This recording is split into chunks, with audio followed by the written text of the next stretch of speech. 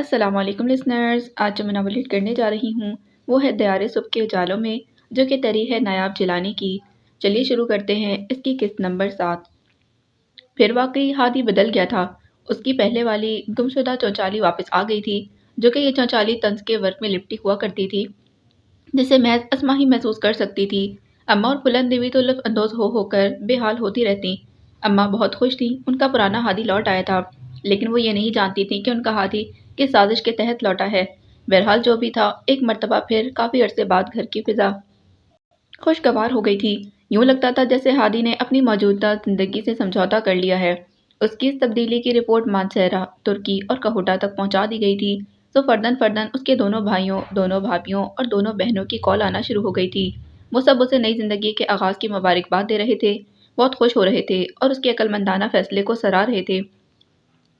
سائم نے تو مارے جوش میں یہ تک کہہ دیا تھا، ہادی جب میں دوبارہ آؤں نا تو ڈھیر سارے بچے مجھے چیاؤں پیاؤں میاؤں کرتے دکھائی دیں اور تایا تائی کہتے مجھ سے لپٹ جائیں۔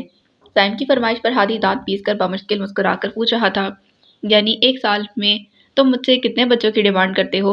اس کا انتہائی معصومانہ سوال سن کر سائم نے ترنت جواب بھی دے دیا، 6 کی۔ یہ کم از کم ہے، زیادہ سے زیادہ جتنے بھی۔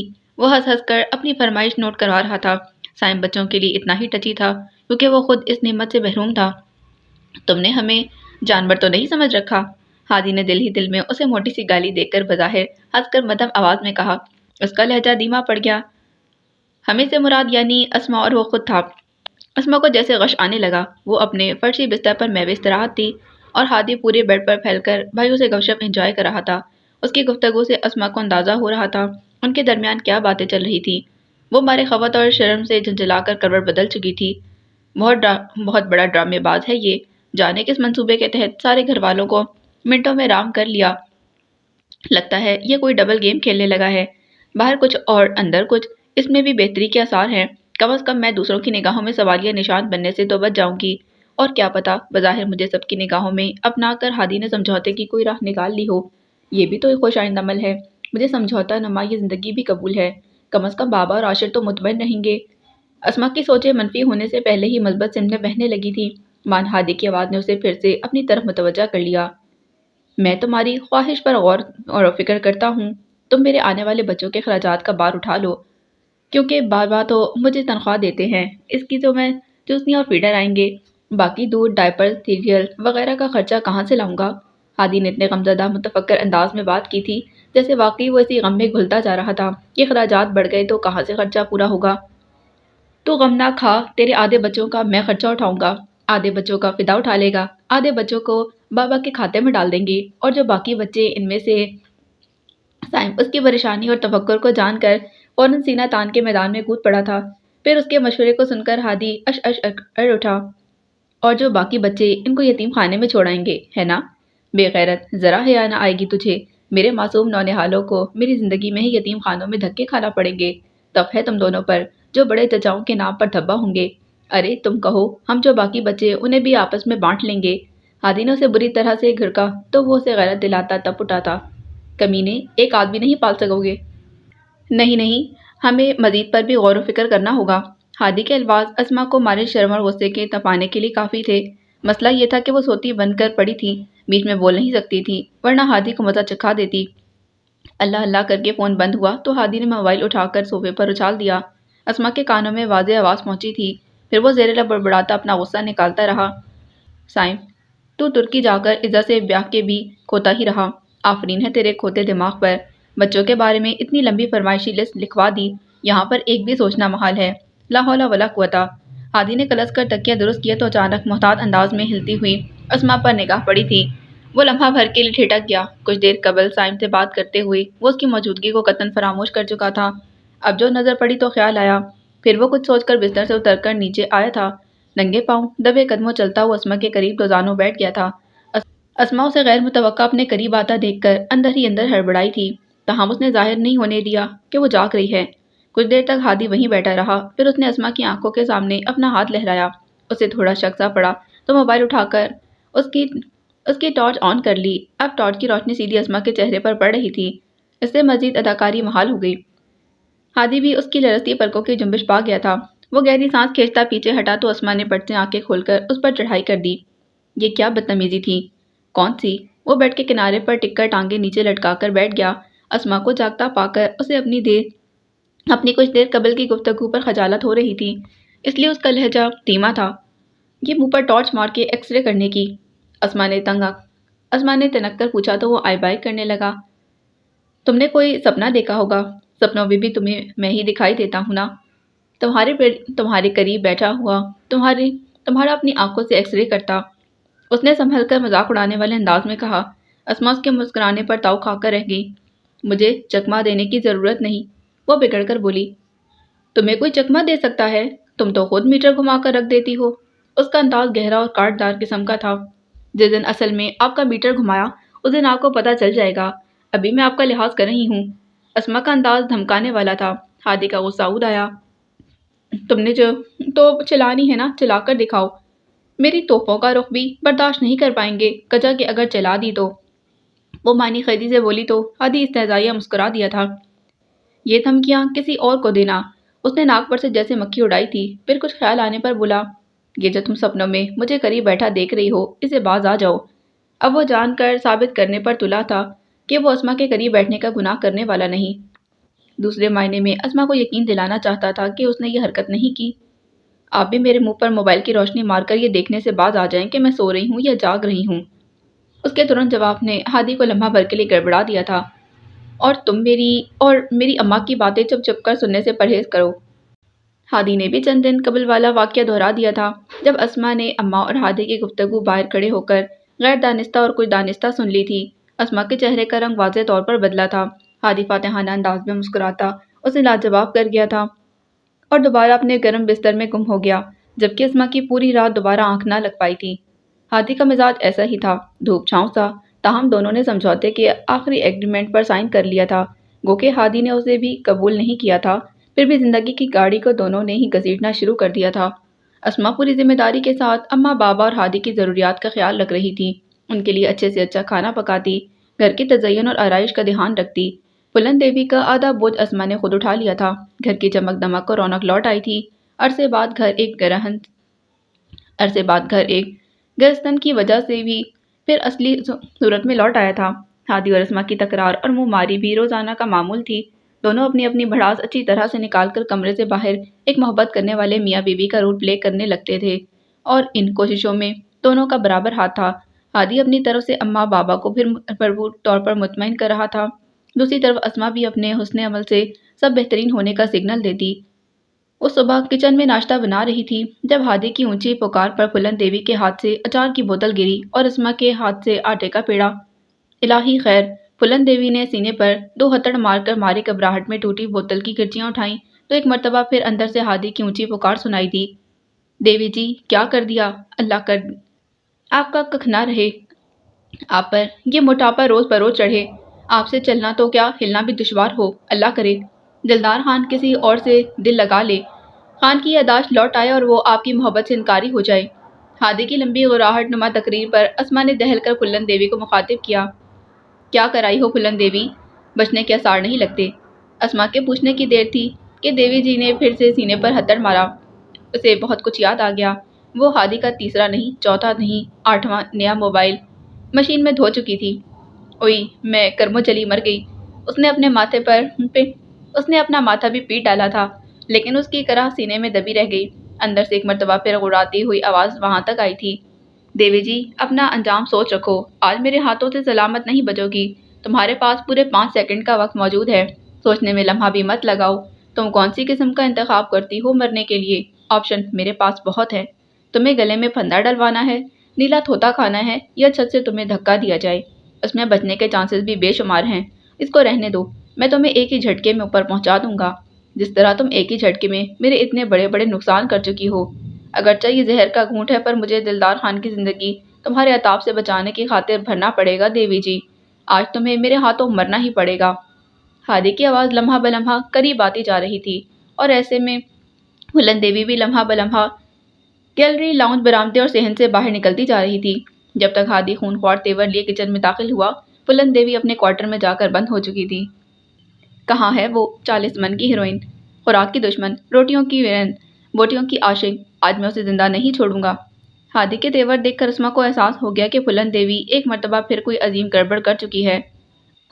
آپ کو کچھ چاہیے ہے ہادی؟ اس نے جان بوجھ کر اس کے غصے کو نظر انداز کر کے ہلاوت سے پوچھا۔ ہادی نے تنفن کرتے اسے دیکھا۔ تم کیا دو گی مجھے؟ وہ جلے کوٹے لہجے میں بولا۔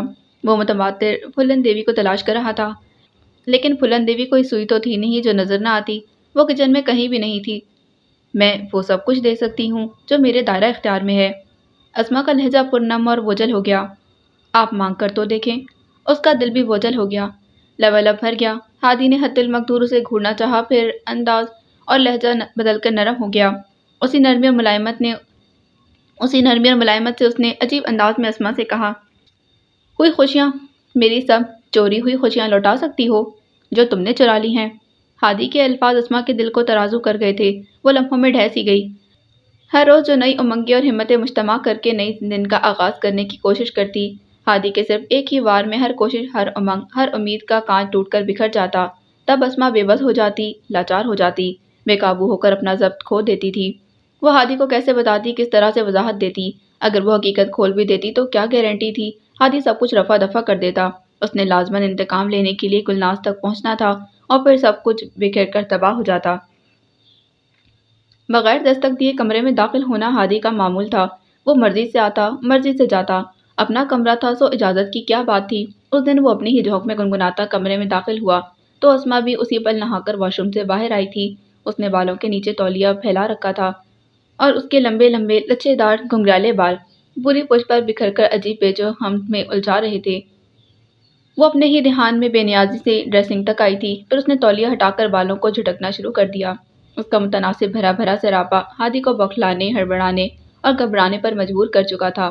اس کی دلی کیفیات عجیب ہو گئی تھیں، پر وہ خود کو بڑے کرینے سے سنبھالتے ہوئے گلا کھنگال کر اسما کو اپنی موجودگی کا احساس دلا رہا تھا، اور اسما گردن موڑ کر ایسی حواس باختہ ہوئی کہ بیڈ پر گرائے تولیے کو اٹھا کر اپنا سر ڈھکنے کی کوشش کرنے لگی۔ بغیر دوپٹے کے یا کھلے سر کے ساتھ پہلی مرتبہ ہادی نے اسے دیکھا تھا، سو یہ دیکھنا نظر انداز کرنے والی سچویشن کے زمرے میں نہیں آتا تھا۔ اس کے حواس قدرے ٹھکانے پر آئے تو اس نے اپنا موبائل، چابیاں اور والیٹ وغیرہ میز پر رکھا۔ اسما خاصی ناراض کھڑی تھی اور ہادی جان بوجھ کر اسے نظر انداز کر رہا تھا، جیسے دل پر کوئی واردات نہ گزری ہو یا دونوں کے درمیان ایک انچھوا سا لمحہ بھی نہ پھسل کر گرا ہو۔ کافی دنوں سے دونوں تکرار سے بچ رہے تھے، ایک کمرے میں یوں سوتے جیسے دونوں ایک کمرے کے کرائے دار ہوں۔ ہادی کا وہی معمول تھا، کبھی اجنبی، کبھی آشنا، کبھی دشمن اور کبھی متنفر۔ موڈ ہوتا تو بات کرتا، ورنہ کئی دن بلاتا تک نہیں۔ اسما اس کی ساری ضروریات کا خود سے خیال رکھتی، اس کی ہر ضرورت بن کہے پوری کرتی۔ اس کے کھانے، پہننے اور سونے کا خیال، گو کہ ہادی نے کبھی اسے اپنی ضرورت کے لیے نہیں کہا تھا۔ اسما خود بخود اس کی ضروریات پر نظر رکھتی تھی تاکہ ہادی کو شکایت کا موقع نہ ملے۔ اس دن کے بعد اسما نے کپڑے بھی خود دھونے شروع کر دیے تھے، کیونکہ دیوی جی بغیر جیبوں کی تلاشی لیے ہر مرتبہ لاکھوں کا نقصان کر دیتی تھی۔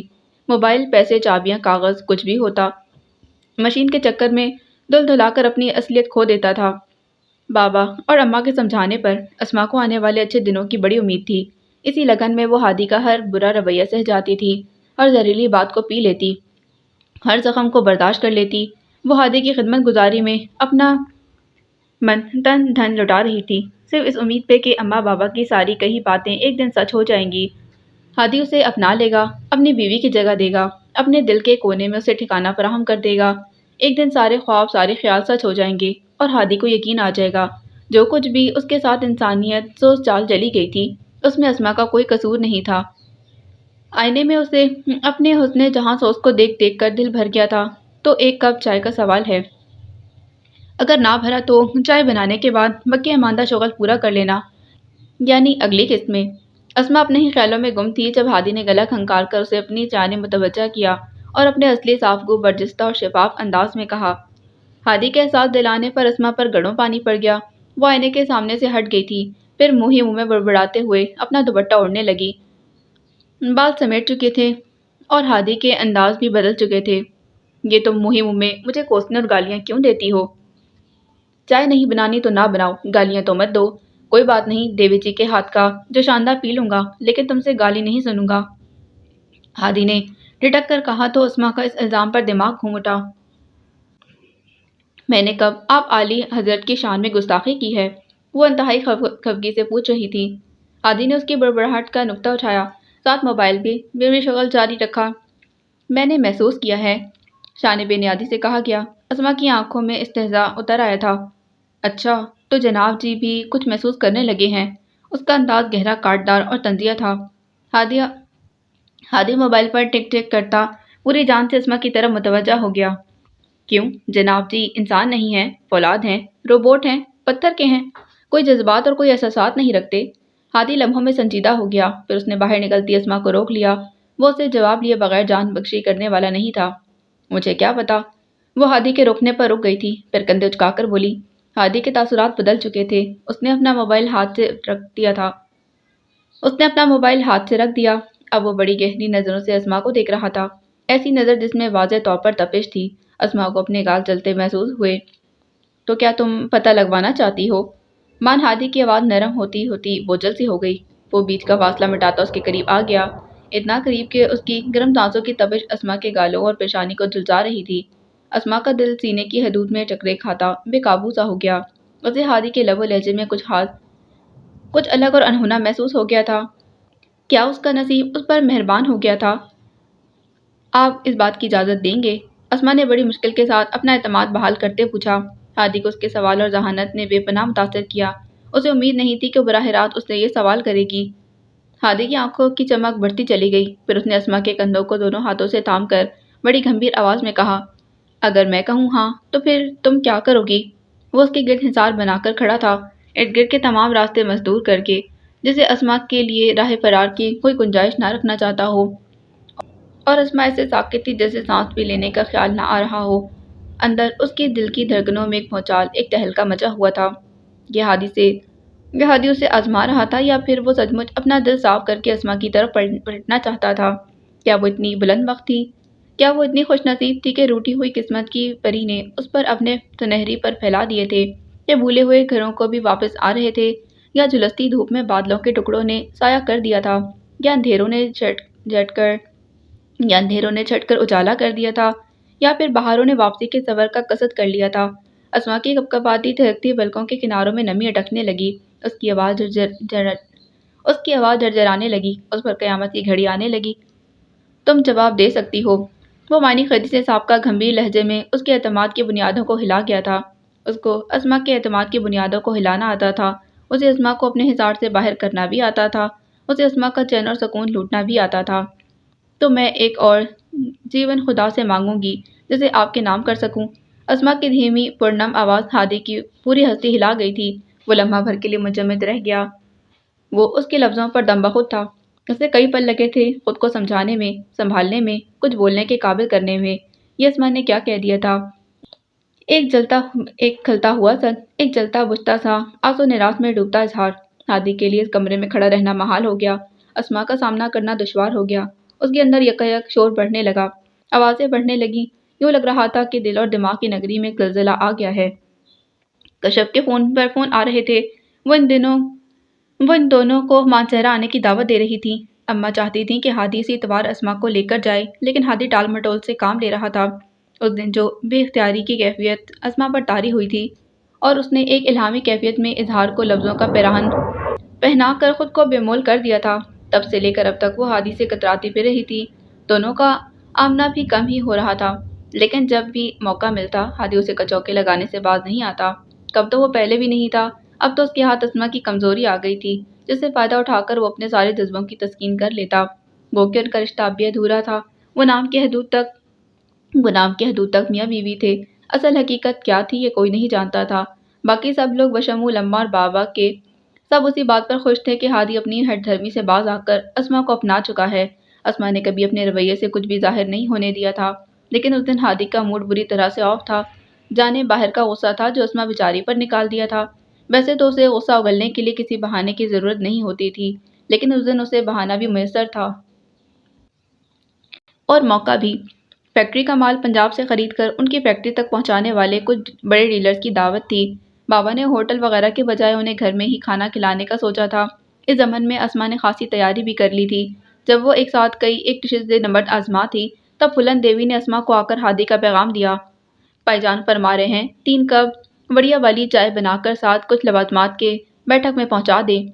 کون لوگ آئے ہیں؟ انہوں نے بھی ابھی آنا تھا، دیکھ تو رہی ہو کوئی چولہا خالی نہیں، مہمان پہنچنے والے ہیں، مجھے کھانا تیار کرنا ہے۔ جانے یہ ہادی کسے اٹھا کر لے آئے ہیں؟ اسما کے سر پر جھنجھلاہٹ سوار ہو گئی تھی۔ بابا نے ابھی بھی فون کیا تھا کہ کھانا ان کے آنے تک ٹیبل پر لگا ہو، وہ بس پہنچنے ہی والے ہوں گے۔ ان کے یار دوست ہیں کوئی، مجھے تفصیل نہیں پتا۔ پھلن دیوی نے دانت نکوسے۔ ہادی کے دوست بھی ہادی کی طرح ہی ہوں گے، کسی نہ کام کے ویلے نکمے، اپنے گھروں سے کچھ ملتا نہیں جو منہ اٹھا کر روز آ جاتے ہیں۔ وہ ہادی کے دوستوں سے ویسے بھی تپی بیٹھی تھی، پھر یہ کوئی خاص دوست نہیں تھے جو ان کی اتنی تواضع کی جاتی۔ اپنی گلی کے سلام دعا کرنے والے لڑکے تھے جو ہادی کی طرح ادھر ادھر ٹائم پاس کرتے پھر رہے تھے۔ اب اسما کے فرشتوں کو بھی نہیں پتا تھا کہ پھلن دیوی اپنی موٹی عقل کا اتنا گھٹیا استعمال کرے گی۔ اس نے منوان بیٹھک میں جا کر اپنا ووپو آن کر دیا تھا۔ ہادی کی اپنے محلے داروں نکمے یاروں کے سامنے بے پناہ سبکی ہوئی۔ وہ مارے اہانت اور غصے کے تب تو چپ کر بیٹھ گیا، لیکن جب وہ لوگ اسے کول کرنے کے 100 مشورے دے کر اپنے گھروں کو روانہ ہوئے تب ہادی بھی تنفن کرتا اندر آ گیا تھا۔ اسما تب بڑی مصروف تھی، اس کے پاس سر کھجانے کا بھی ٹائم نہیں تھا۔ کجا کے ہادی کے نیلے پیلے چہرے پر توجہ دیتی۔ وہ مہمانوں کی تواضع میں مگن تھی، ان کے لیے کھانا لگانا، ڈشیں بھر بھر کے اندر بھجوانا، پھر کھانے کے بعد قہوہ بھی اندر پہنچا دیا۔ مہمان جب رخصت ہوئے تب 5 بج رہے تھے۔ وہ دوپہر کی دعوت بنانے میں مگن تھی اور تقریباً سبھی ناشتے کے بعد سے بھوکے بیٹھے تھے۔ بابا اپنے مہمانوں کے ساتھ چلے گئے، تب برتن سمیٹ کر اس نے سب سے پہلے اماں کو کھانا دیا، پھر دیوی جی کو۔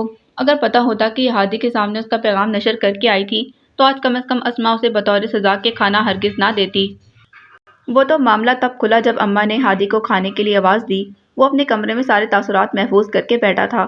ٹی وی چلنے کی آواز آ رہی تھی۔ اماں کے بلانے پر اس نے کھانا کھانے سے انکار کر دیا۔ اسما کو تب بھی سمجھ نہ آئی۔ اس نے سوچا ٹی وی کے سامنے بیٹھ کر کھانا کھانا ہوگا۔ وہ ٹرے اچھی سی سجا کر جب اپنے کمرے میں پہنچی تو ہادی غصے میں لال پیلا ہوا چڑک پڑا تھا۔ کیوں آئی ہو؟ وہ اسے دیکھ کر غرایا۔ اسما اس کے غرانے پر ہکا بکا رہ گئی۔ کیا اسے نظر نہیں آ رہا تھا وہ کیوں آئی ہے؟ اسما نے ٹرے اس کے قریب بیڈ پر رکھنی چاہی تو وہ دوبارہ چیخ پڑا تھا۔ میں پوچھ رہا ہوں کیوں آئی ہو؟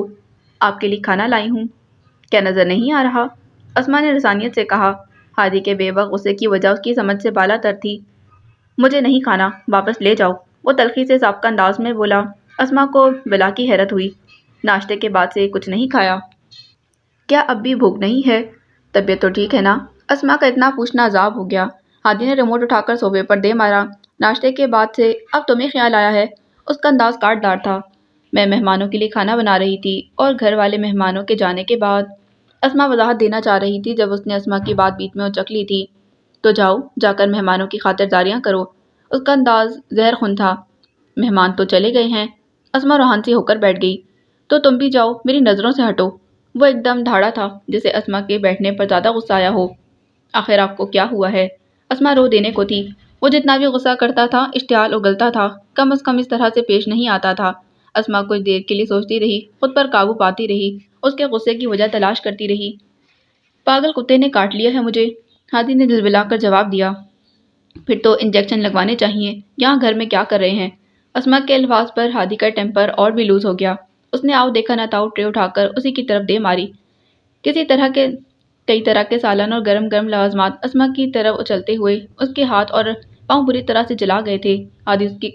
ہادی اس کارروائی کے بعد پیچھے مڑ کر دیکھنے کی ضرورت محسوس نہ کرتے دروازہ ایک دھماکے سے بند کرتا باہر نکل گیا تھا، جبکہ اسما جلن، درد اور تذلیل کے احساس سے بل بل روتی باہر آنے کے لیے اٹھی تو پھلن دیوی افتاؤ خیزہ وہاں پہنچ گئی تھی۔ اسما کی حالت دیکھ کر اس کی چیخ بلند ہوئی، پھر وہ اسما کو پکڑ کر اماں کے پاس لے آئی تھی۔ اماں اس کی حالت پر دھک سے رہ گئیں۔ اسما نے روتے ہوئے ہر ممکن طرح سے جھوٹ بول کر ان کی تسلی کروائی تھی۔ مجھے پتہ نہیں چلا کہ پاؤں اٹک گیا، یوں پوری ٹرے میرے اوپر آ گری۔ اسما کا درد اور تکلیف کی شدت سے برا حال تھا۔ اماں نے پھلن دیوی کو کلف کا پاؤڈر لینے کے لیے بھیجا تھا۔ اماں نے فوراً جلے نشانوں پر سارا پاؤڈر چھڑک دیا۔ کچھ ہی دیر میں اسے ٹھنڈک کا احساس ہونے لگا۔ تب پھلن دیوی نے اماں کو ہادی کے پھونک پھونک کرتے گھر سے نکلنے کی پوری فلم سنا دی۔ اماں نے ایک مرتبہ پھر اسے آڑے ہاتھوں لیا تو اسما کو سچ سچ سب کچھ بتانا پڑا۔ تب پھلن دیوی کو بھی اپنی عجیب حرکت کا خیال آ گیا تھا۔ میں مر جاواں، ہائے پائی جان کو اس بات کا غصہ تھا۔ ہائے اسما باجی جی، مینوں معاف کر دو، ساری غلطی میری اس لمبی زبان کی ہے۔ بے شک کاٹ کے اسے کتوں کے آگے ڈال دو جی، سارا قصور میرا ہے۔ پھلن دیوی نے اپنے مومو کو آن کیا اور اسما اور اماں ہکا بکا رہ گئیں، یعنی ہادی کا غصہ بجا تھا۔ اس گدھی کو بھلا اور کتنا کوستے، پھر وہ الارم بجا بجا کر رو رہی تھی۔ اماں نے اسے بمشکل چپ کروایا۔ اسما اپنی جگہ پر نادم اور پریشان تھی۔ ہاتھوں اور پیروں کی جلن کم ہوئی تو ہادی کا خیال ستانے لگا۔ وہ بھوکا پیاسا نہ جانے کہاں چلا گیا تھا۔ بلند دیوی پر بھلا کیا غصہ کرتی، وہ اٹھ کر نادم نادم سی اپنے کمرے میں آ گئی۔ تب تک محترمہ نے سارا کمرہ صاف کر دیا تھا۔ پھر اسما سے معافی بھی مانگی۔ اسما نے اسے معاف کر دیا۔ بیچاری کو کیا سزا دیتی، وہ تو عادت سے مجبور تھی۔ پھر رات 10 بجے کے قریب ہادی کی واپسی ہوئی تھی۔ تب تک اسما چل چل کر اپنی ٹانگیں تھکاتی رہی تھی۔ دل کو کسی پل بھی قرار نہیں تھا۔ ہادی کی صورت دیکھ کر جان میں جان آئی تھی۔ سیدھا اپنے کمرے میں چلا گیا۔ اسما تیزی سے کچن کی طرف آئی۔ وہ صبح کا بھوکا تھا اور غصے میں بھی کبھی باہر سے کھانا نہ کھا کر آتا۔ اسما کو شدید غم لگا ہوا تھا، گو کہ وہ خود بھی پکا پکا کر تھک چکی تھی اور بھوک سے نڈال تھی۔ تاہم ہادی کی وجہ سے اس کی بھوک پیاس اب اٹھ چکی تھی۔ اس کی فضول بات اگر بلند دیوی نے اپنی بیوقوفی میں ہادی کے دوستوں کے سامنے کر دی تھی تو اس میں اسما کا کوئی قصور نہیں تھا، لیکن ہادی تو عادی تھا بنا قصور کے بھی قصوروار ٹھہرانے کا۔ اسما جلدی سے ایک مرتبہ پھر ٹرے سجا چکی تھی۔ اپنے جلے ہوئے ہاتھوں اور پاؤں کی تکلیف بھلا کر اماں دعوت کھا کر سو چکی تھیں۔ بابا بھی نماز کے بعد آرام کر رہے تھے۔ اسما نے ساری لائٹس آف کی تھیں، تالے لگائے، کھڑکیاں بند کیں اور ٹرے اٹھا کر اپنے کمرے میں آ گئی۔ ہادی نے اس کے ہاتھ میں پھر ٹرے دیکھی تو تنک اٹھا۔ تم پھر کھانا اٹھا لائی ہو؟ پہلا حال بھول گیا ہے؟ گھنٹہ لگا ہوگا صفائی کرنے میں۔ وہ غصے سے چیخ کر رہ گیا۔ یعنی ابھی تک غصہ نہیں اترا؟ اسما نے گہری سانس کھینچی۔ پہلے میں خود لائی تھی، اب اماں نے اسرار سے کہا تھا سونے سے پہلے آپ کو کھانا کھلا کر سلاؤں۔ وہ اپنی جھونک میں ٹرے میز پر رکھتے بولی۔ سلاؤں؟ ہادی نے ایک بھویں چکا کر اس کے فکرے کا آخری لفظ حیرت سے دہرایا۔ تو مجھے اپنے ہاتھ سے کھانا کھلا کر ہیں؟ اسما حیرت زدہ سی رہ گئی۔ میں نے یہ کب کہا؟ مجھے تو ایسے ہی سمجھ آیا۔ ہادی نے اپنی بات پر زور دیا۔ تو پھر آپ کی سمجھ کا قصور ہے۔ اب اٹھ جائیں شہنشاہ معظم، کھانا ٹھنڈا ہو رہا ہے۔ اسما نے جیسے منت کی تھی۔ ہادی کو پھر سے اپنی ناراضی کا خیال آ گیا۔ مجھے نہیں کھانا، ایک دفعہ کی بات سمجھ نہیں آتی؟ وہ نہایت غصے سے بولا۔ اماں تو کہتی ہیں میرا ہادی بڑا فرما بردار ہے، مگر آپ تو بہت ضدی ہیں، بات نہیں سمجھتے۔ اسما نے اسے ایموشنل کرنا چاہا تھا۔ ضدی تو میں ہوں، اگر اپنی کرنی پر آ جاؤں تو تمہیں مزہ چکھا دوں، لیکن کیا ہے نا کہ مجھے اپنے منصب سے نیچے گرنے کا کوئی شوق نہیں۔ اس کا انداز بڑا معنی خیز قسم کا ہو گیا تھا۔ اسما سمجھ تو گئی، پھر جان کر نظر انداز کر گئی تھی۔ اچھا سب باتیں چھوڑیں، پہلے کھانا کھا لیں۔ پیٹ سے کیسی ناراضی؟ اسما نے پچکارنے والے انداز میں کہا، اور ٹرے اٹھا کر اس کے قریب رکھنی چاہی تو اسما کے جلتے پھولوں کی درگت بن گئی تھی۔ شدید رگڑ کے ساتھ آبلے چل گئے۔ اسما کے منہ سے بے ساختہ کراہ نکلی تھی اور ساتھ ہی تکلیف کی شدت سے آنسو نکل آئے تھے۔ ہادی کچھ چونک کر سیدھا ہوا، پھر اس کے سفید معدے میں لچڑے پاؤں کو دیکھ کر حیران رہ گیا۔ کیا ہوا ہے ہاتھوں کو؟ جل گئے ہیں جب آپ نے ٹرے الٹی۔ اسما نے بھی جتایا، شاید وہ سنی انسنی کر گیا۔ وہ تو نظر آ گیا ہے، ہاتھوں پر لگا کیا رکھا ہے؟ یہ سفید سفوف کیا چیز ہے؟ ہادی نے جل کر پوچھا۔ اماں نے لگایا ہے، اسما نے آنکھیں پوچھ کر بتایا۔ ہے کیا چیز؟ کلف۔ اماں نے پانی میں گھول کر اس کا لیپ لگایا ہے تاکہ جلن کم ہو سکے، اس نے سوں سوں کرتے ہوئے بتایا۔ کلف؟ وہ حیرانی سے بولا۔ جی کلف، کیا آپ نہیں جانتے؟ سفید رنگ کی ہوتی ہے، پانی میں گھول کر کسٹرڈ کی طرح پکاتے ہیں، کپڑوں کو اجلا کر کے اکڑانے کے لیے۔ ابھی وہ پوری تفصیل بتانا ہی چاہتی تھی جب ہادی نے اس کا منہ بند کروا دیا۔ میں نے کلف بنانے کی ریسیپی نہیں پوچھی، جسٹ شٹ اپ۔ وہ بھنا اٹھا، چہرے پر تناؤ کی کیفیت تھی، جیسے خود پر غصہ آ رہا ہو یا اپنی نازیبا حرکت پر۔ وہی ٹرے الٹنے والی حرکت۔ اسما نے چپ چاپ کھانے کی ٹرے اٹھائی اور دروازے تک جانے لگی۔ پیچھے سے ہادی نے آواز دیکھ کر اسے روکا۔ ٹرے وہاں رکھ دو، اس نے بیڈ کی طرف اشارہ کیا۔ اسما کی آنکھیں حیرت سے کھل گئیں۔ اس نے ہادی کی طرف دیکھا، وہ اسما کو ہی دیکھ رہا تھا۔ نظریں اور جھک گئیں۔ اسما نے آنکھیں بڑھ کر ٹرے بیڈ پر رکھ دی۔ اب وہ ہادی کی کارروائی دیکھ رہی تھی۔ وہ ایک ایک دراز کھولتا خاصا جھنجھلا گیا تھا، جیسے کچھ تلاش کر رہا ہو، پھر چلاتا ہوا باہر نکل گیا۔ اسما کو حیرانی سی ہوئی، پھر وہ اس کے پیچھے چلی آئی۔ اب کچن کے کیبنٹ کھول کھول کر کچھ دیکھ رہا تھا، حتیٰ کہ فریج بھی کھولا۔ جب مطلوبہ چیز دستیاب نہ ہوئی تو بڑبڑاتا باہر نکل گیا۔ اسما ناسمجھی کے عالم میں واپس اپنے کمرے میں آ گئی۔ کھانے کو دیکھ کر افسوس سا ہوا، جانے کہاں نکل گئے، کھانا ٹھنڈا ہو جائے گا۔ وہ اپنے فرشی بستر پر تھک کر لیٹ گئی۔ آج پورا دن کچن میں نکل گیا تھا، بھوک کی وجہ سے انتڑیاں کرلا رہی تھیں، تاہم ایک بھی نوالا کھانے کو دل نہیں چاہ رہا تھا۔ تکن بے بہا تھی مگر آنکھوں میں نیند کہیں بھی نہیں تھی۔ کچھ دیر بعد کھٹ پٹ کی آواز کے ساتھ ہادی کی واپسی ہوئی تھی۔ اسما نے دیکھا نہیں، وہ سیدھا اپنے بیڈ کی طرف جانے کے بجائے اس کے قریب آ گیا تھا۔ پھر کارپیٹ پر دوزانوں بیٹھا تو اسما ہڑبڑا کر اٹھ بیٹھی۔ وہ کیا کرنا چاہ رہا تھا؟ اسما نے دیکھا اس کے ہاتھ میں ایسی ٹیوب تھی جو برڈ انجری پر لگائی جاتی ہے۔ اس نے ٹیوب کھول کر اسما کے ہاتھوں کا جائزہ لیا تھا۔ تم نے ابھی دھوئے نہیں کیا؟ وہ چونک گئی۔ ہاتھ اور پاؤں۔ ہادی نے واش روم کی طرف بھیجا۔ جب وہ ہاتھ دھو کر واپس آئی تو ہادی نے اس کی طرف ایک تولیہ پھینکا۔ ہاتھ دھونے سے تکلیف بڑھ گئی تھی، زخم سرخ تھے اور خون رسنے لگا تھا۔ اسے ہاتھ دھونے کا فیصلہ غلط لگا۔ کلف ٹھیک نہیں تھی۔ جب ہادی نے زخم کا جائزہ لے کر ٹیوب لگائی تو اسما کہے بغیر نہ رہ سکی۔ ہرگز نہیں، وہ مصروف تھا، اپنا کام کر رہا تھا۔ اسما کا دل دھڑکنے لگا۔ وہ بڑی احتیاط سے مرہم لگا رہا تھا۔ اس کے مسیحا کی بھی کیا ہی بات تھی، زخم بھی خود دیتا اور مرہم بھی خود لگاتا۔ اس کے دل میں میٹھا میٹھا سا درد جاگنے لگا۔ وہ سر جھکائے اپنا کام کر رہا تھا۔ ہاتھوں پر مرہم لگ گیا تھا۔ اب وہ اس کے پیروں کا جائزہ لے رہا تھا۔ جب اس نے اسما کا پیر پکڑ کر مرہم لگانا چاہا تو اس نے کسمسا کر پیر پیچھے کھینچنا چاہا۔ ہادی نے نگاہیں اٹھائے بغیر کہا، لیٹ می سی۔ اس نے پیر پر اپنے ہاتھ کا دباؤ ڈالا تو اسما کی کسمساہٹ ختم ہو گئی۔ اسے تکلیف میں کمی کا احساس کم ہوا تھا۔ زخموں کے جلن کی بھی کمی کے ساتھ ایک گہنا سکون مل گیا تھا۔ ہادی کی مہربانی اس کے دل میں کئی طرح کے خوبصورت احساسات جگا گئی تھی۔ گو کہ اس کا سر جھکا ہوا تھا اور جھکے سر کے ساتھ بالوں کا ایک گچھا ماتھے پر سایہ فگن تھا۔ وہ اتنا مصروف تھا کہ اسے اسما کی نگاہوں کی تپش کا بھی احساس نہیں ہوا۔ وہ بھی موقع سے فائدہ اٹھا کر اسے جی بھر کے قریب سے دیکھ رہی تھی۔ ہادی نے بے ساختہ اس کی طرف دیکھا تو وہ گڑبڑا کر نظر جھکا گئی۔ ہادی کو بڑا عجیب سا احساس ہوا۔ وہ کچھ دیر تک اسما کی خجالت سے پر چہرے پر نظر جما کر بیٹھا رہا۔ وہاں پر کچھ ایسا موجود تھا جو اسے اپنی طرف کھینچ رہا تھا۔ اس نے بمشکل اس احساس سے خود کو چھڑایا۔ میری خدا ترسی پر خوش فہمیوں کو جگہ مت دینا۔ وہ اس کی مسروریت کا عکس اسما کے چہرے سے تلاش کر چکا تھا۔ جب وہ بولا تو اس کا لہجہ اتنا تلخ نہیں تھا۔ انسانیت بھی کسی چیز کا نام ہے۔ ویسے بھی میرا دل بڑا گداز واقع ہوا ہے۔ میں کسی کو تکلیف میں نہیں دیکھ سکتا، چاہے کوئی میرے ساتھ کتنا ہی برا کیوں نہ کر چکا ہو۔ اس کا انداز واضح طور پر اسما کی دھوکہ دہی کو جتاتا ہوا تھا۔ اب وضاحت نہ بھی دیتے تو کوئی حرج نہیں تھا۔ مجھے ویسے بھی خوش فہمیاں لاحق نہیں ہیں کیونکہ میری قسمت ایسی مہربان نہیں۔ اسما نے گہری سانس کھینچ کر بے ساختہ جواب دیا تو اس کی غلط فہمی کو کم از کم ختم نہ کر سکی تھی۔ اسما کا انداز دھیما اور پرسوز تھا۔ ہادی کو اس کا انداز بڑا دلگداز لگا تھا۔ اس نے لمحوں میں پینترا بدل لیا کیونکہ پینترا بدلنے میں اسے بڑا کمال حاصل تھا۔ فرض کرو تمہاری قسمت تم پر مہربان ہو جائے۔ ہادی کا لہجہ معنویت سے بھرپور تھا۔ اسما لمحہ بھر کے لیے چپ ہو گئی۔ میں خوش فہم نہیں ہوں، وہ گہری سانس بھر کر بولی، جیسے چبا چبا کر ایک ایک لفظ ادا کر رہی ہو۔ اندر دل کو کس قدر ٹھیس پہنچی تھی۔ اس طرح کی ہلکی سی ضرب دینا، ٹکر مارنا، ٹھوکر لگانا ہادی کے معمول کا ایک حصہ تھا۔ وہ جان جان کر اسے آزماتا، آزمائش میں مبتلا کرتا، تکلیف دیتا، لیکن اس وقت اسما کے جواب نے اسے منہ بند کرنے پر مجبور کر دیا تھا۔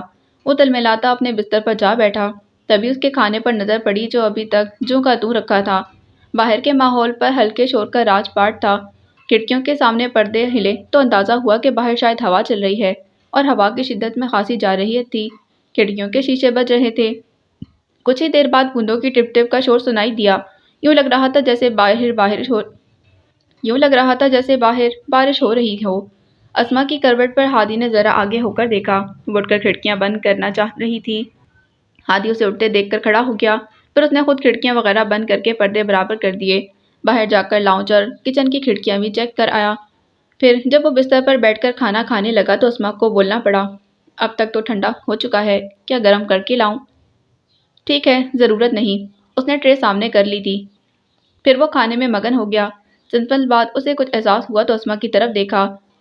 وہ بھی ٹرے کی طرف متوجہ تھی۔ شاید اسے بھوک لگی تھی، لیکن کچن میں جانے کے خیال سے سستی آڑے آ رہی تھی، اور شاید تھکن کی وجہ سے اٹھنا محال ہو گیا تھا۔ وہ سارا دن کاموں میں مصروف رہی تھی، پھر دعوت کا اہتمام بھی کیا تھا، پھیلاوا بھی سمیٹا، لیکن جب خود کھانے کا وقت آیا تو کھانا کھاؤ گی؟ اس کی نگاہوں میں اتری بھوک دیکھ کر ہادی کو ترس آ گیا۔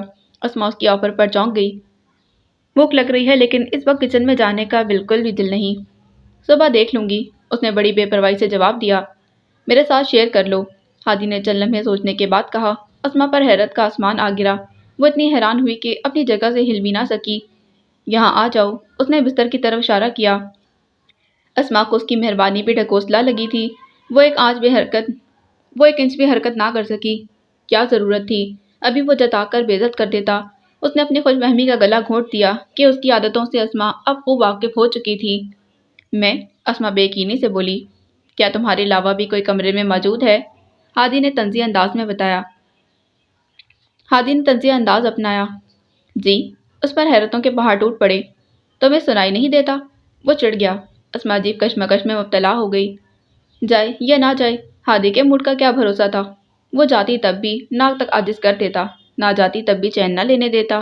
اب وہ کرتی کیا؟ آ بھی جاؤ، ورنہ کچھ بھی نہیں ملے گا، اس نے دھمکایا۔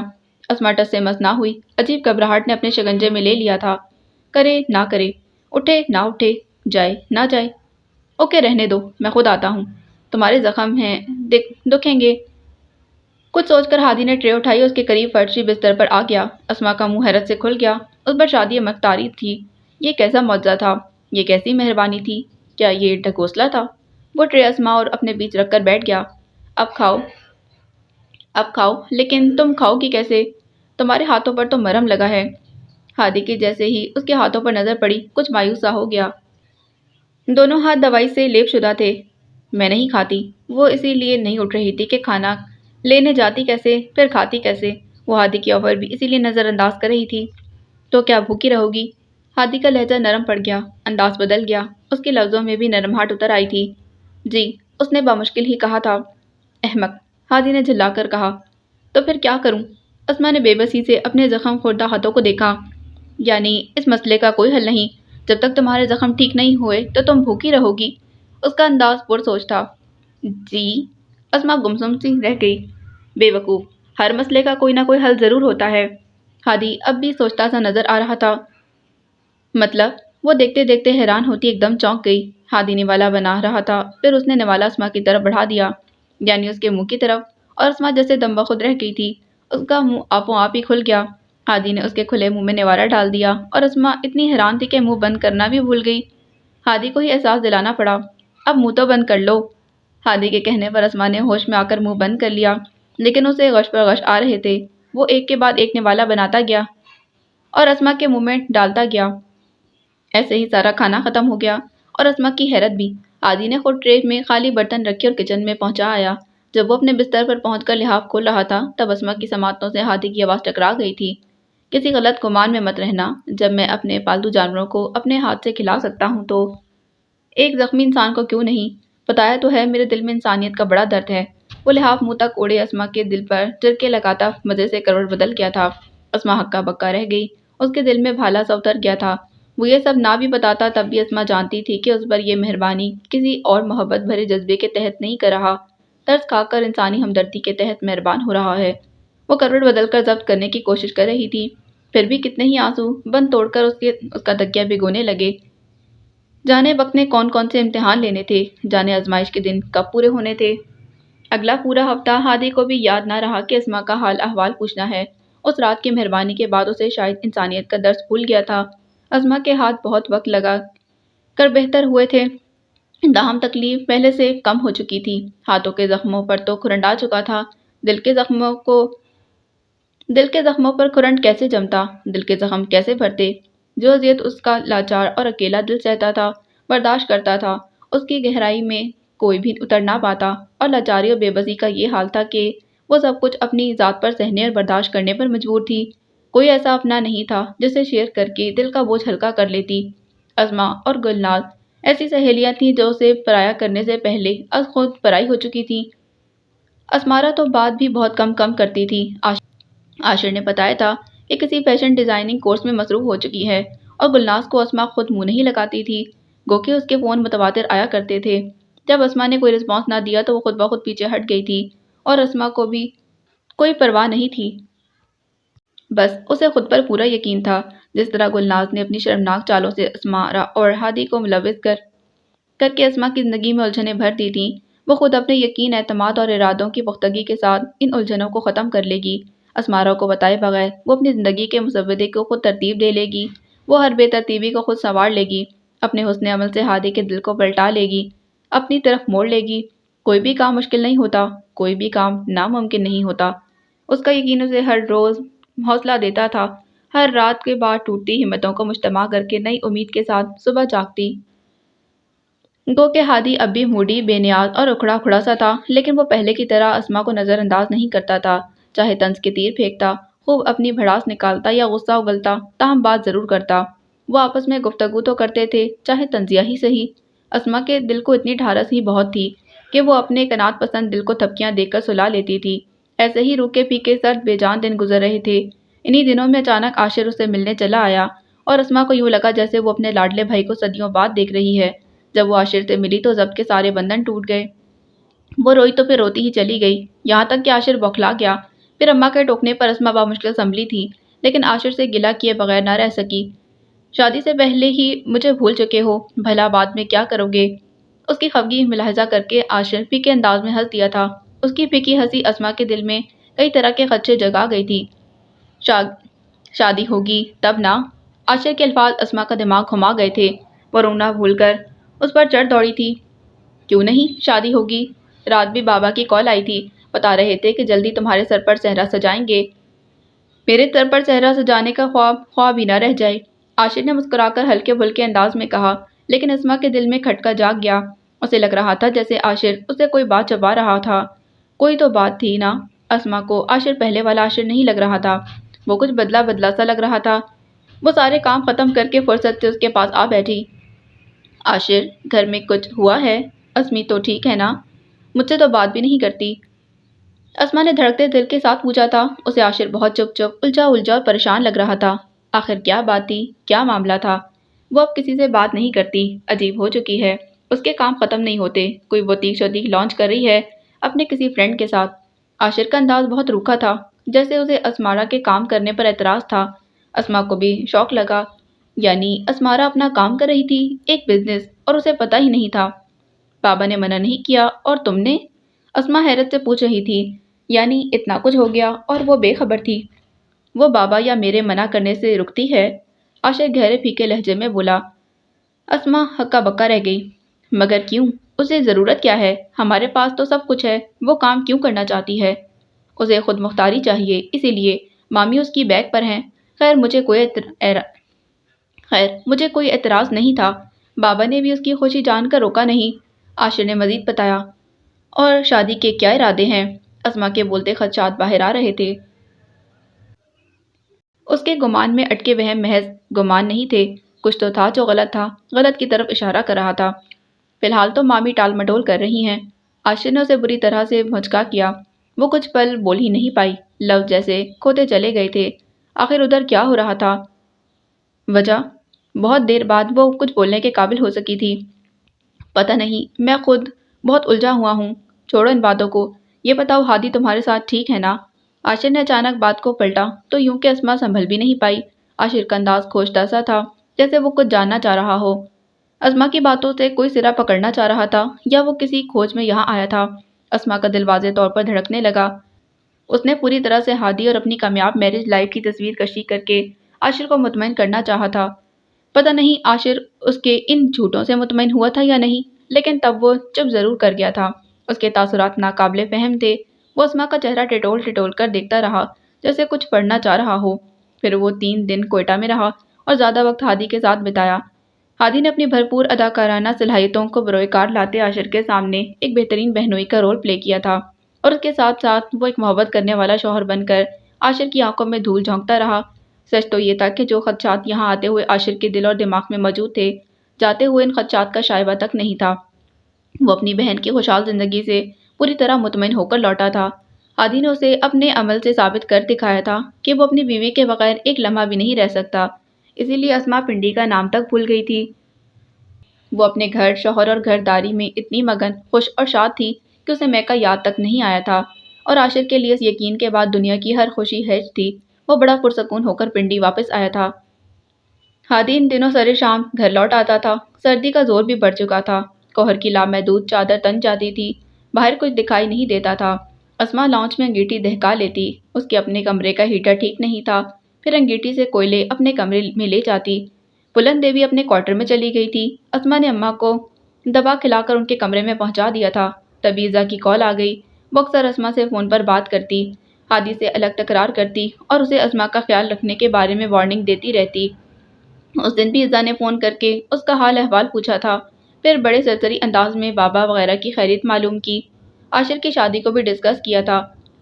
اس کا انداز بڑا عام سا تھا، لیکن اسما کو اتنا بھی عام نہیں لگا۔ عاشر کی منگنی تمہاری ماموزاد سے ہوئی ہے نا؟ ایزا کو جیسے اچانک خیال آیا۔ ہاں، بچپن سے بات طے ہے، منگنی ہی سمجھ لو۔ وہ حیران تھی کہ ایزا کو کیسے عاشر اور اسمارا کا خیال آ گیا۔ اسمارا سے تو اس کی کبھی ملاقات بھی نہیں ہوئی۔ تمہاری کزن مجھے دبئی میں ملی تھی، میں ایک فیسٹیول میں شرکت کرنے وہاں گئی تھی، وہ اپنی فرینڈ کے ساتھ تھی، ان لوگوں نے وہاں ڈریس ایگزیبیشن کا کوئی پروگرام رکھا تھا۔ ایزا کی تفصیل اسما کو دنگ کرنے کے لیے کافی تھی۔ اسمارا اور دبئی، وہ بھی اکیلے؟ ماموں ممانی بابا اور عاشر نے اسے جانے کیسے دیا؟ اور کیا اسمارا اتنی دلیر ہو گئی تھی جو تنہا دبئی تک سفر کر آئی؟ اسے گھر سے اجازت کیسے ملی؟ اسما کا تو دماغ چکرا گیا، جبکہ ایزا اپنی دھن میں مگن اسے مزید بتا رہی تھی۔ مجھے تمہاری کزن کا بیہیویئر بہت عجیب لگا، وہ تمہارے بارے میں کوئی اچھی رائے نہیں رکھتی، اور تم جانتی ہو اسما، اس لڑکی کی تصویریں ابھی تک ہمارے پاس ہیں۔ ایزا نے کسی بات کی طرف اشارہ کیا تھا۔ اسما جیسے سنسی ہو گئی۔ کیا اسے اب بھی خاموش رہنا چاہیے؟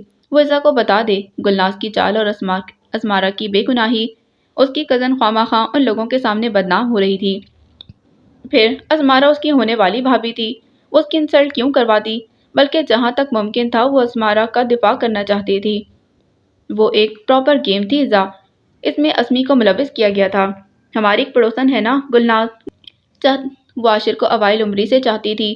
عاشر نے جب اس کی محبت کو پذیرائی نہ بخشی تو وہ اندر ہی اندر عاشر اور اسمی کی رقیب بن گئی، کیونکہ عاشر اور اسمی ایک دوسرے کو چاہتے تھے۔ پھر گلناز نے ایک لمبا چوڑا پلان بنایا، قدرت نے اسے موقع فراہم کر دیا تھا ہادی کی صورت میں۔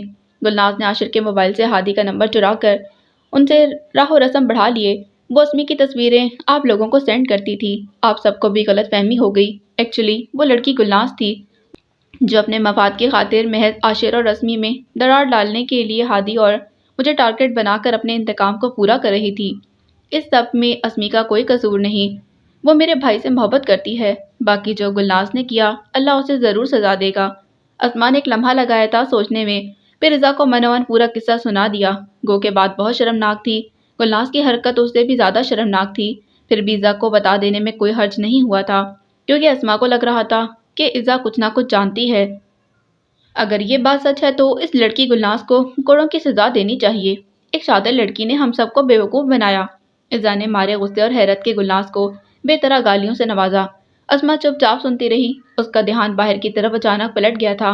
باہر موسم اچانک خراب اور طوفانی ہو گیا تھا، بادل گھر گھر کے آ گئے تھے۔ میں اگر ہادی کو بتا دوں تو وہ گلناز کو صفحہ ہستی سے مٹا آئے گا۔ کتنی مکار لڑکی ہے وہ، یعنی 2 گھروں کو برباد کرنے پر تلی تھی۔ ایزا نے دانت پیس لیے، اس کا غصہ کسی طور کم نہ ہو رہا تھا۔ ہادی کو کچھ مت بتانا، تمہیں اللہ کا واسطہ۔ ہادی میں ذرا بھی برداشت نہیں، وہ گلناز کا قتل عام کرنے پر چل پڑیں گے، یوں اور بھی بدنامی ہوگی، بات کھلے گی تو عاشر کا دل بھی خراب ہوگا۔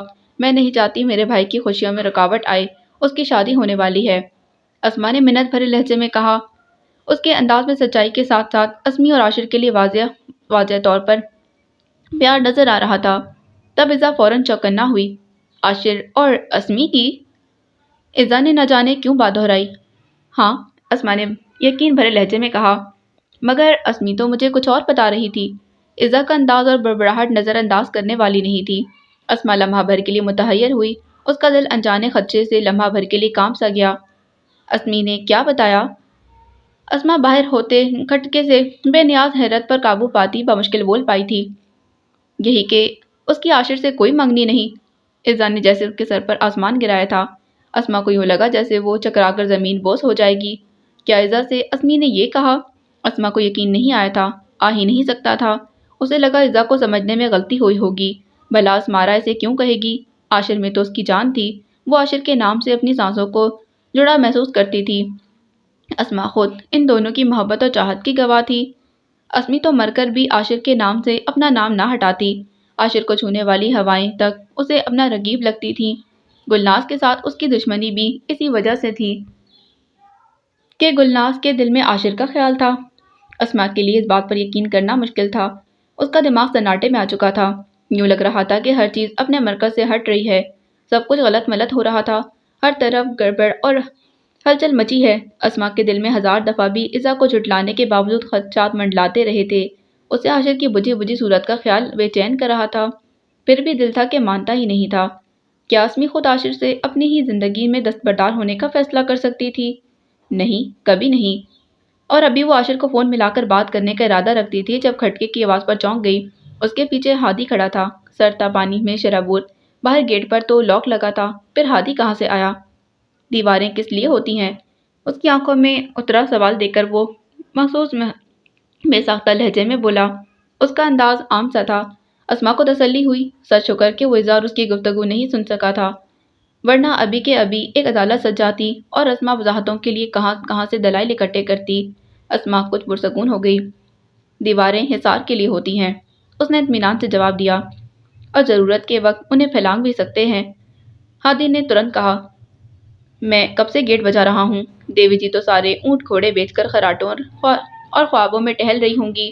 میں نے سوچا تم بھی سو چکی ہو، پھر اتنی ٹھنڈ میں کلفی جما کر بھیگا ککڑ بن کر کھڑے رہنے سے بہتر تھا کہ میں دیوار پھیلانگ کر آ جاتا۔ اس نے اپنی کارگزاری بتائی۔ اسما کمرے میں چلی گئی تھی، پہلے ہادی کے کپڑے نکالے، پھر اس کے لیے کھانا گرم کرنے کچن میں آ گئی۔ جب وہ کھانا ٹرے میں سجا کر دوبارہ کمرے میں آئی، تب تک ہادی کمبل میں دپک چکا تھا، موبائل آن تھا اور گیم کھیلی جا رہی تھی۔ سردی کی شدت سے ہادی کے دانت بج رہے تھے، ہونٹ نیلے تھے اور گال انتہائی سرخ۔ اسما کچھ سوچ کر دوبارہ باہر آئی۔ آتش دان میں لکڑیاں ابھی تک سلگ رہی تھیں۔ اس نے کوئلے نکال کر انگیٹھی میں بھرے اور اٹھا کر اندر لے آئی، لیکن یہ کوئلے ایسے دم والے نہیں تھے۔ لکڑیاں سلگ سلگ کر راکھ بن چکی تھیں۔ وہ بجھی راکھ سے چنگاری نکال لائی تھی۔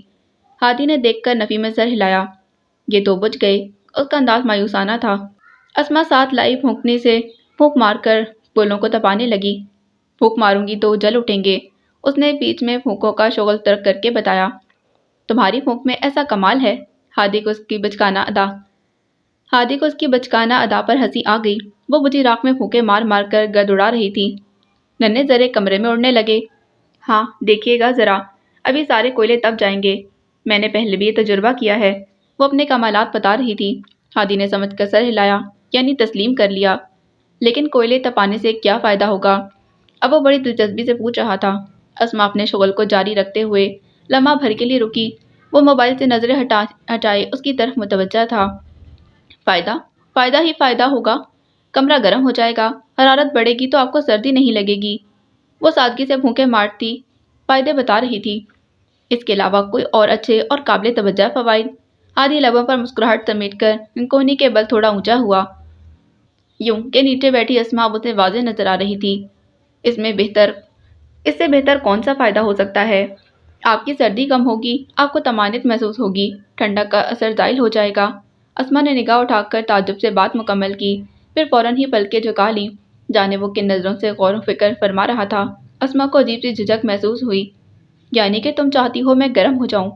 وہ کراؤن سے ٹیک لگا کر بیٹھ گیا، جھک کر تھوڑا مزید آگے ہوا، یوں کہ اسما اور اس کے درمیان میں بس انگیٹھی کا فاصلہ بچا تھا۔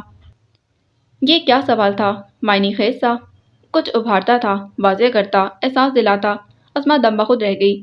وہ اس کی بات کا کیا مطلب اخذ کرتی، کیا جواب دیتی؟ وہ بھونک سی متعجب نگاہوں سے ہادی کو دیکھتی رہی۔ وہ جواب لینے کے لیے مزید آگے ہوا، یعنی جواب کے بغیر ٹلنے والا نہیں تھا۔ ٹھنڈک میں ہر ہوش مند انسان گرم رہنا چاہتا ہے۔ اسما نے سارا زور ہوش مند پر ڈالا تھا۔ ہادی کے لبوں پر مسکراہٹ مچل اٹھی۔ اسے اسما سے بات کرنے میں لطف آیا۔ پہلی مرتبہ طنز اور طعنے کے علاوہ عام سی سادہ گفتگو چل رہی تھی، جو اتنی سادہ بھی نہیں تھی۔ تم مجھے کوئی بے ہوش انسان سمجھتی ہو؟ ہادی نے نچلا لب دانتوں میں دبا کر مسکراہٹ پھر سے ضبط کی۔ لگتا تو یہی ہے۔ اسما نے اس کی بات ٹالتے ہوئے سرسری سا انداز اپنایا۔ ویسے ہوش میں تو آہستہ آہستہ میں آ رہا ہوں۔ اس نے ایک مرتبہ پھر معنی خیزیت کی فضا بحال کر لی تھی۔ اسما کچھ چونک سی گئی۔ اس کی بات کا کیا مفہوم تھا؟ یعنی وہ اپنے رویے کو بدلنا چاہتا تھا؟ جو بے ترتیبی اس نے ازخود پھیلا رکھی تھی اسے سمیٹنا چاہتا تھا، ترتیب دینا چاہتا تھا؟ کیا وہ فاصلوں کو پاٹنا چاہتا تھا، اپنے اور اسما کے درمیان موجود خلیج کو ختم کرنا چاہتا تھا؟ اسما کا دل بے اندازہ ہی دھڑک اٹھا تھا۔ کیا ہادی کی بدگمانی ختم ہو رہی تھی؟ اسما کا صبر آخر رنگ لے آیا۔ کیا ہادی اسے اپنانا چاہتا تھا؟ اس کا دھڑکتا دل پھر بھر بھر آ رہا تھا۔ اندر کہیں دل کی ویران نگری میں صبح نوک کے شگوفے کھل رہے تھے، جس سے ساحلوں پر پھول بکھر رہے تھے اور ہادی ان ساحلوں سے پھول چنتا اس کے حواس گم کر رہا تھا۔ میں گرم ہوا تو درجہ حرارت بڑھ جائے گا، میری گرمی سہل ہوگی۔ ہادی اسے خاموش سوچوں سے مگن دیکھ کر واپس موضوع کی طرف لے آیا تھا۔ اسما جیسے ہڑبڑا سی گئی۔ یہ ہادی کو آج کیا ہو رہا تھا؟ یہ پٹی سے کیوں اتر رہا تھا؟ یہ باتوں سے بہلانا چاہتا تھا یا آزمانا چاہتا تھا؟ یا اللہ، یہ ماجرا کیا تھا؟ ہادی اور اتنا مہربان، انتہائی نرم گفتاری سے بات کرتا ہوا اور بار بار مسکراہٹوں کے تیر پھینک کر قتل کرنے کی کوشش کرتا ہوا۔ آپ کی بات کا کیا مفہوم بنتا ہے؟ اسما نے بامشکل اپنے دھڑکتے دل کی دھڑکنوں کو ہموار کرتے ہوئے پوچھا۔ ہادی اسے اب پھر پرتپش نظروں سے دیکھ رہا تھا اور اس کی نگاہوں کا اثر اسما کی ہتھیلیوں میں اتر رہا تھا۔ یعنی مفہوم بھی میں بتاؤں؟ کیا تم خود سمجھ نہیں سکتی؟ وہ معنی خزی سے گمبھیر لہجے میں اسما کے حواسوں پر بجلیاں گراتا بولا۔ اسما کے لیے اپنے حواس ٹھکانے پر رکھنے محال ہو گئے تھے۔ کیا وہ ایک مرتبہ پھر اس کا مذاق اڑانا چاہتا تھا؟ اپنی مہربانی کے پھول نچھاور کر کے آخر میں اسے ذلیل کر دینا چاہتا تھا؟ ہمیشہ کی طرح اسما کو گزشتہ منظر بھولے نہیں تھے اور وہ ہر دفعہ اس کی لچھے دار باتوں میں الجھ کر حقیقت سمجھ جاتی تھی، جیسے وہ اس کی خدمت گزاری، محبت اور حسن عمل سے اس کی طرف پلٹ آیا ہو۔ کیا یہ پہلے کی طرح کوئی بہروپ تھا یا حقیقت؟ وہ اسے بے بس کر کے مذاق اڑانا چاہتا تھا۔ میں کیا کروں؟ میں کیا کہوں؟ میرے پلے تو آپ کی کوئی بات نہیں پڑ رہی۔ اس کے لہجے میں بیچار کی اتر آئی۔ میری سمجھ کے قریب بھی آپ کی کوئی بات نہیں بھٹک رہی۔ اس کی لاچاری کا کوئی انت نہیں تھا۔ ہادی نے بڑی بھرپور نگاہ سے اسما کا چہرہ دیکھا۔ سامنے رنگ میں سرخیاں کھل رہی تھیں۔ یہ کمرے کی حرارت کا اثر تھا یا ہادی کی باتوں کا؟ اس کا چہرہ بے پناہ تپ رہا تھا۔ اطراف میں گھنگرالے بالوں کی لٹیں گر رہی تھیں جنہیں وہ بار بار کانوں کے پیچھے اڑستی تھی۔ وہ اپنی حیا اور جھجک کے پردے میں بڑی باکمال لگ رہی تھی، انتہائی دلاویز، انتہائی دل نشین، سادگی اور وقار اور حیا کا مرکب۔ ہادی نے دلچسپی کے سارے لوازمات کے ساتھ اسما کے چہرے کو نگاہوں کی قید میں جکڑا تھا۔ وہ اسے یکٹک دیکھ رہا تھا، انتہائی فرصت اور رغبت سے۔ اس کے گالوں کی سرخی ہادی کو مقناطیس کی طرح پرکشش لگ رہی تھی۔ اس کی اٹھتی گرتی پلکوں کی نزاکت اور حیا میں لپٹی گھبراہٹ اور جھجک اس کا درجہ حرارت بڑھا رہی تھی۔ وہ متوج سا بے قابو ہوتا تھوڑا آگے جھکا۔ جب قریب آؤ گی تو ہر بات تمہاری سمجھ کے خود بخود قریب پھٹک جائے گی۔ ہادی کا لہجہ رواں اور نرم تھا۔ اسما کو جیسے غش آنے لگا۔ قریب آؤ تو تمہیں سمجھاؤں، تمہاری سمجھ کی برین واشنگ کروں، تمہاری سمجھ کو عقل سکھاؤں۔ وہ سابقہ انداز میں خواب آ گئی تاثر سے کہہ رہا تھا۔ اسما جیسے بے ہوش ہوتے ہوتے بچی۔ کیسے؟ اسما کا اعتماد طوطوں کی طرح پھر سے اڑ چکا تھا۔ ہادی نے اس کا بے حواس انداز ملاحظہ کیا اور پھر کمبل تھوڑا سا ہٹا کر پیچھے گھسکتے اپنی طرف اشارہ کیا۔ ادھر آؤ۔ کیا؟ اسما پسینے پسینے ہو گئی۔ اسے اپنی سانس رکتی محسوس ہوئی۔ ہادی نے بازو دراز کر کے اپنا ہاتھ پھیلایا۔ انگیٹھی کے اوپر اس کا ہاتھ پھیلا تھا اور اسما بس ٹکرانے کے قریب پہنچ چکی تھی۔ ہادی کا ہاتھ جوں کا توں تھا۔ آؤ نا اسما، یہاں آؤ۔ ایک نرم گرم سی درخواست تھی یا ایک محبت بھری درخواست؟ اسما کو جیسے کرنٹ لگا۔ وہ تھوڑا پیچھے کی طرف گھسک گئی۔ ہادی، آپ کی طبیعت تو ٹھیک ہے؟ اسما کا دل بھر آیا۔ جو پہلا احساس اس پیش رفت کے بعد ابھرا تھا وہ تسلیل کا احساس تھا کہ ہادی اس کا مذاق اڑانے والا تھا۔ اسما کے اندر کانچ سے ٹوٹنے لگے۔ ٹھیک کہاں ہے؟ کیا تمہیں ٹھیک دکھائی دے رہی ہے؟ مجھے 127 ڈگری بخار چڑھ رہا ہے اور تم ایسی طبیب ہو جسے مسیحائی تو بہت دور مرد سمجھنا بھی نہیں آ رہا۔ ہادی نے معنی خیزی کی حد کرتے اس کے حواس گم کر دیے۔ وہ کیا چاہتا تھا؟ کس چیز کی تمنا رکھتا تھا؟ کون سی خواہش اسے اکسا رہی تھی؟ اسما نادان بچی نہیں تھی جو سمجھ نہ پاتی۔ وہ اس کی درخواست کو ہر طریقے سے جانچ نہیں پا رہی تھی۔ آیا کہ یہ وقتی ماحول کا اثر تھا، لمحاتی خواہش کی شریدہ سری تھی، یا وہ اندر سے ہر بدگمانی کی جڑوں کو اکھاڑ کر اسما کی طرف سے دل صاف کیے اس کی طرف پلٹ آیا تھا؟ اگر ایسا تھا تو اسما پہ آج مبارکبادی کا فیضان ہو گیا تھا۔ ہادی پلیز۔ اسما نے آنکھیں میچ لیں۔ اور کتنی اداکاری کریں گے؟ یہاں پر آپ کے گھر والے نہیں جنہیں سب کچھ اچھا دکھانا مقصود ہو؟ وہ شدت ضبط سے کرا اٹھی تھی۔ ڈفر گدی، میں گھر والوں کے سامنے اتنا رومانٹک ہونا افورڈ نہیں کر سکتا۔ میں اتنا دیدہ دلیر یا دوسرے معنوں میں اتنا بے شرم نہیں۔ ہادی نے مسکرا کر جیسے اس کی عقل پر چوٹ کی تھی۔ حد تھی، اتنے رومانٹک ماحول میں بھی وہ گھر والوں کو ٹھاک کر لے آئی تھی۔